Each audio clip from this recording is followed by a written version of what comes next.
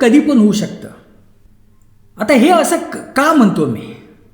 कारण रॅप्चरसाठी ज्या भविष्यवाणी पूर्ण होण्याची आवश्यकता होती त्या भविष्यवाणी पूर्ण झालेल्या आहे. आणि सर्वात महत्त्वाची भविष्यवाणी पूर्ण झालेली आहे ती म्हणजे इस्रायल राष्ट्राचं पूर्ण गठन, जे 14 मे 1948 झालं.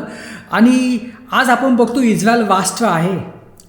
आणि दुसरी मोठी भविष्यवाणी की इस्रायल राष्ट्रामध्ये जे सगळे यहुदी जे होते, जे वेगळ्या वेगळ्या देशामध्ये गेलेले होते, कारण इस्रायल राष्ट्रामध्ये सताव सुरू झालेला होता, त्यामुळं ते सर्व जे आहे ते वेगळ्या वेगळ्या देशामध्ये गेले.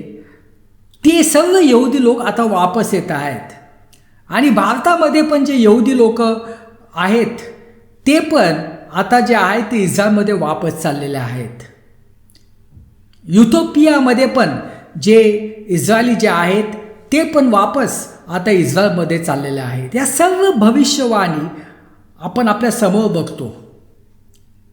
तर यावरून आपल्याला समजते कधी पण जे आहे ते रॅप्चर होऊ शकतं. आज होऊ शकतं, उद्या होऊ शकतं, पण आपण जे आहे ती डेट सांगू शकत नाही आहे.